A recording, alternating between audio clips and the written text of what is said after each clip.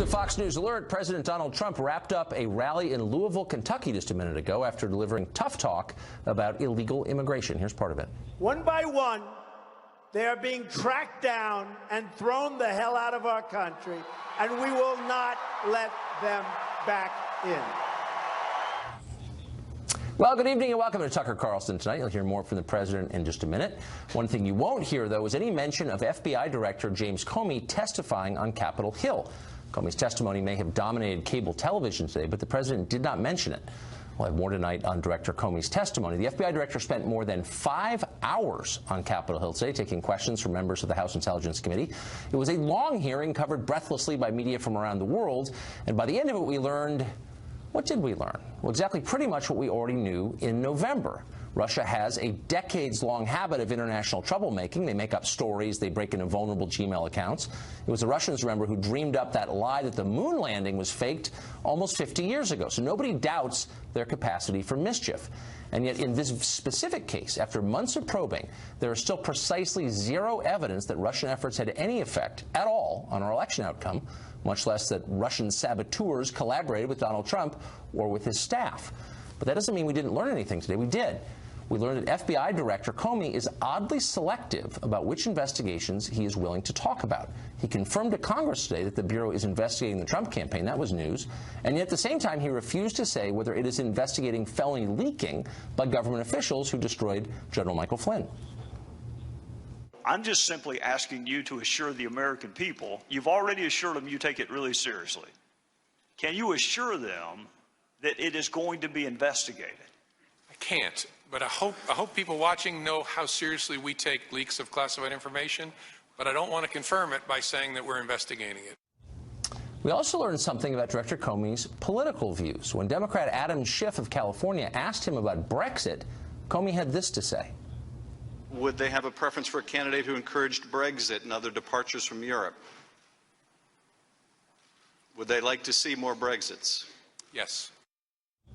Now, how could Comey possibly know what the Russian leadership believe about Brexit? Well, he couldn't without clairvoyant powers. As if opposing the European Union is the same as being a Russian stooge. That was the implication. But most of all, we learned about the current state of the Democratic Party. What's the clinical stage after hysteria, but just before total loss of motor function and unconsciousness? Well, that's what it was like for hours today. Consider this observation from Congressman Denny Heck of Washington. Our battleships weren't sunk and our towers didn't collapse a la 2011. But make no mistake, 2016 is a year that we should mark on our calendars. And it's still going on. The attack didn't end on Election Day. So this is tantamount to Pearl Harbor and 9/11. Keep in mind that Pearl Harbor and 9/11 pulled this country into world-altering global wars that dragged on for years. Did Congressman Heck overstate? No. Not according to his colleague Jackie Spear of California. She described Russia's actions as, quote, an act of war, and Vladimir Putin as a tarantula who ensnares hapless Americans in his web. Now, in terms of trying to understand this, I think of a spider web with a tarantula in the middle. And the tarantula, in my view, is Vladimir Putin, who is entrapping many people to do his bidding and to engage with him.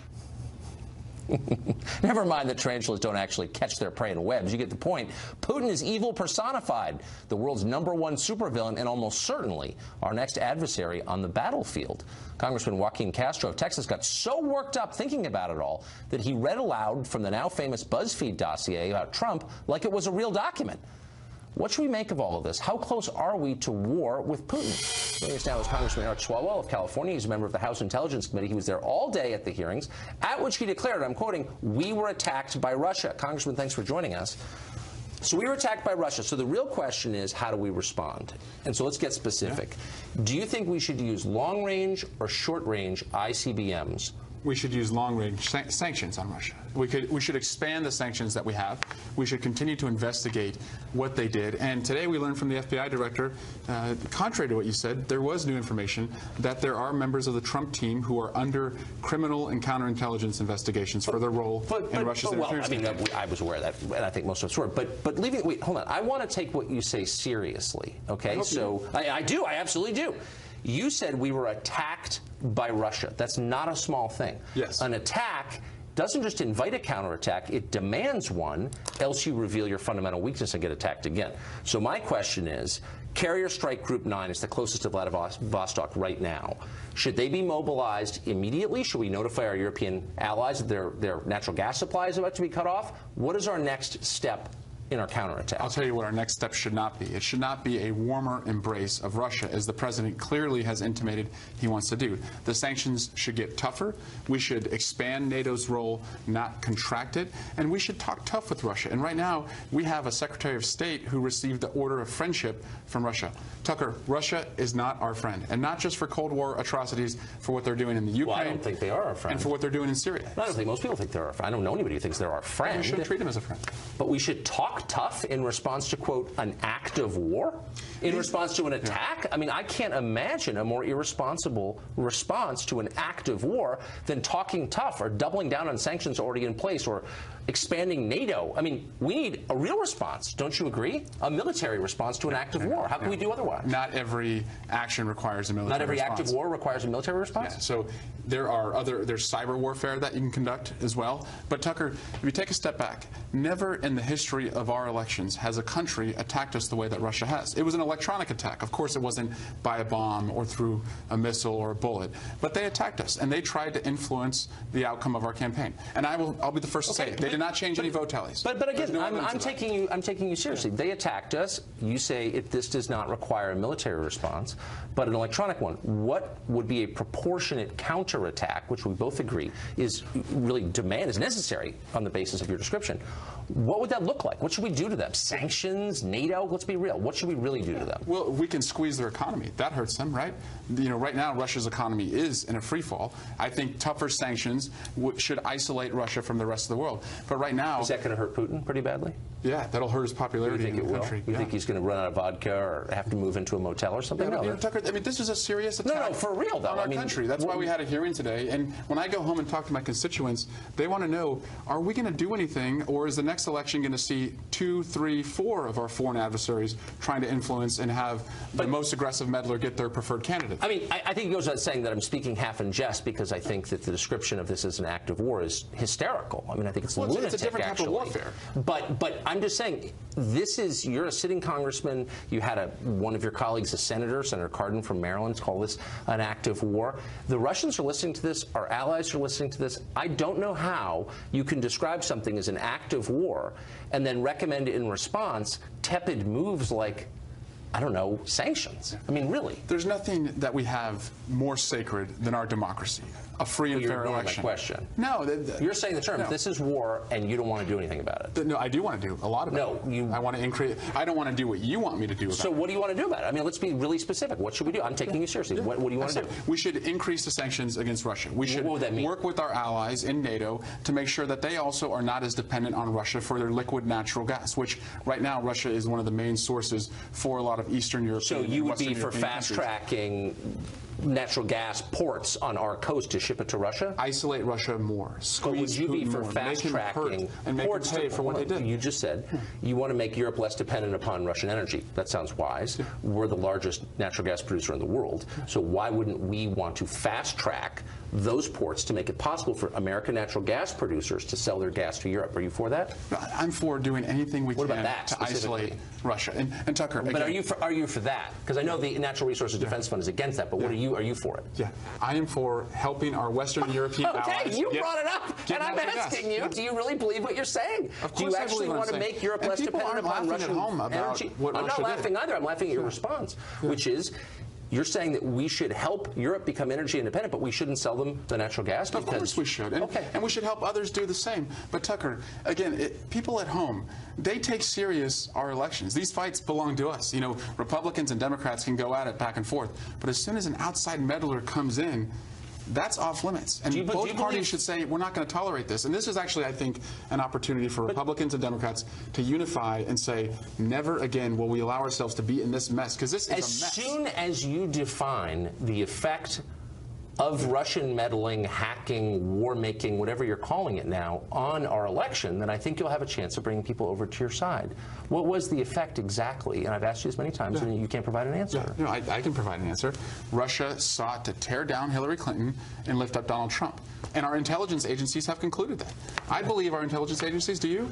So, I don't know. Sometimes I have a right, I think, as an American citizen to know more about how they reach their conclusions. But they sort of missed 9/11 and the fall of the Soviet Union, and so I think it's fair to be skeptical. I'm not lacking patriotism for taking that position. But there's been no counter-evidence that Russia did not do this. No, but you heard the FBI director today say that Vladimir Putin hated Hillary Clinton, hated her. He personally hated her, and that's why he sought her defeat in the election. How do you think he made that up? Or do you think I don't know the answer. I'm asking you as a member of the Intel Committee. Yeah. How would he know something like that? I don't know what I think about things. We don't even know ourselves. How could he possibly know the innermost thoughts of the leader of Russia? Why are we really here? I mean, No, it's a serious question. Yeah. Why would he allege something like that? How could he possibly know that? Because of intelligence reporting. Based on what? Through electronic sources that are in the public report that the intelligence community put out. That he, but there's no indication of how we could know Vladimir Putin's innermost thoughts about Hillary Clinton. And you're asking me to just take it. Do you think we should tell the world how we collect intelligence? No, I think before or should we trust the people who do it? I think before government officials change our foreign policy and declare war against a sovereign country, as you all are attempting to do, we, citizens, have a right to know on what basis you're doing that. So if you're telling me you know what Vladimir Putin believes as a person, I think it's fair to ask, how the hell would you know that? Well, again, we have an electronic source in that call between Michael Flynn and the ambassador. No. Right? I'm talking about Vladimir Putin's attitude about Hillary Clinton. The FBI director said today, I know that he sought her demise because he hates her personally. He said that. Yeah, I still believe you have to protect. You just believe him? You don't ask for evidence? No, I asked for evidence, and I've received the evidence, and I've reviewed the classified report. So on that very specific question, you are satisfied that he could know what Vladimir Putin felt in his innermost thoughts about Hillary Clinton? Beyond a shadow of doubt, satisfied. That's my job on the intelligence committee, is to review that evidence. Are you further convinced that Vladimir Putin believed that Hillary Clinton would lose? Yes, I believe. So not only is Michael Flynn clairvoyant, but so is Vladimir Putin, because he's the only one in the world, basically, who thought Hillary Clinton was going to lose. Oh, I'm sorry. No, he thought Donald Trump was going to lose, and he thought that the desired outcome was to undermine Hillary Clinton, figuring that she was going to win, she would go into office so badly bruised that she wouldn't have much credibility. I've heard that theory, and let me just suggest one thing before we go.